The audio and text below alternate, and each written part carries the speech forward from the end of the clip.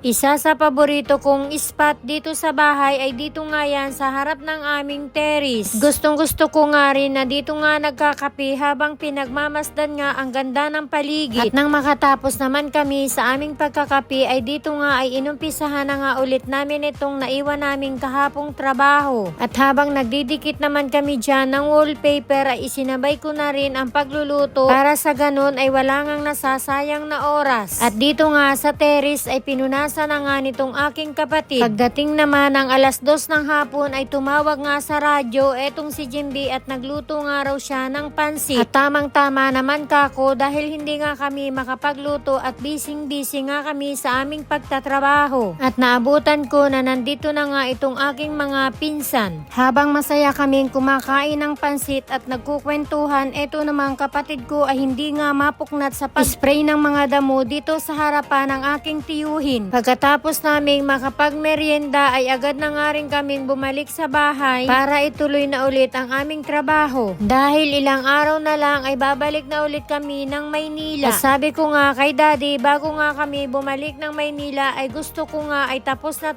nga itong aming ginagawa. Ito yung before at ito naman yung after. At sa ilang araw naming pagtatrabaho dito sa bahay ay ganito naman kaganda ang kinalabasan. Hindi man naging madali sa amin lalo na kay daddy sa pag-assemble nga nitong wall-mounted cabinet at halos nagkabali-baliktad na nga yung kanyang pag-assemble. Nagawa na rin yung aking bagong altar at pinalakihan ko nga yan dahil diyan ko nga inilagay yung ash ni Macy. Sumunod na araw maaga na naman kaming nagising at wala pa nga nito si nanay ko. Ako muna ang nagluto ng pagkain nitong aking pamangkin at papasok nga siya sa school. Bandang alas 6 na nga yan ng umaga at natapos na nga kami ni daddy sa aming pagkakape at siya na nga raw ang maghahatid dito sa aking pamangkin. At niloloko ko pa nga dyan yung aking pamangkin at napakaswerte naman niya ngayon dahil nakakotse pa nga siya sa pagpasok. Kako nga sa kanya kami noon ay nilalakad lang namin. Wala siyang regular na tagahatid kaya naman pagka pumapasok nga siya ay nakikisabay nga lang doon sa anak ng aking pinsan. Kaya kay Kuya Vic at kay Ate Ibing ay maraming salamat sa pagpapasabay lagi kay Gabriel. Naisipan rin namin pumunta dito sa bahay ng aking kapatid at ipinagmamalaki nga niya na ang laki ng araw nitong aming biniling kalabaw. Simula kasi nung binili namin ito ay ngayon lang ulit namin siya nakita. Tuwang-tuwa kami ni daddy at napakatalino dahil nung tumakbo nga yung kapatid ko ay tumakbo nga rin siya. At kapag tinawag naman siya na bounty nitong aking kapatid ay agad na nga siyang tumitingin at hinahanap kung sino nga yung tumatawag sa kanya. Alam na alam ng mga pinsan ko ang paborito kong pagkain at pagpunta nga nila dito ay meron nga silang daladalang minatamis na saging na ang tawag nga nito sa amin ay sinulbot. At kahit nga napakarami ng aking trabaho ay nagawa ko pa rin ang magpalinis ng kuko dahil napakakapal na nga ng mga dry skin. Hindi ko na rin nagagawa ang magpalinis sa Maynila dahil nga sarami na rin ang aking trabaho. At habang nandito pa sa Mindoro, etong si Jimby ay sinamantala na rin namin ang magpamasahe sa kanya. At noong nasa Maynila kami ay hindi nga kami makapunta-punta sa kanila. At sa mga oras na yan ay umalis na nga si daddy kasama nga yung mag-anak nila Jimby at ako naman ay babalikan ni daddy sa mga susunod na araw. Habang nagmemeryenda naman kami dyan itong aking mga pinsan, ewan ko ba sa tuwing magkikita at magkakasama-sama kami ay hindi nga maubos-ubos ang aming mga kwentuhan na talaga namang halatang halata na ngayon lang ulit kami nagkakwentuhan. At bago ko naman tapusin ang video na ito ay nagpapasalamat ako sa aking kapatid at hipag na kahit isang bayan ang aming pagitan ay araw-araw pa rin silang pumupunta dito sa bahay. Walang pagod at hindi nanghihinayang sa mahal ng gasolina basta ang importante sa kanila ay matulungan nila kami sa aming trabaho. At dito ko na tinatapos ang aking mini vlog. Ingat at mahal ko kayo. Thank you for watching. Bye!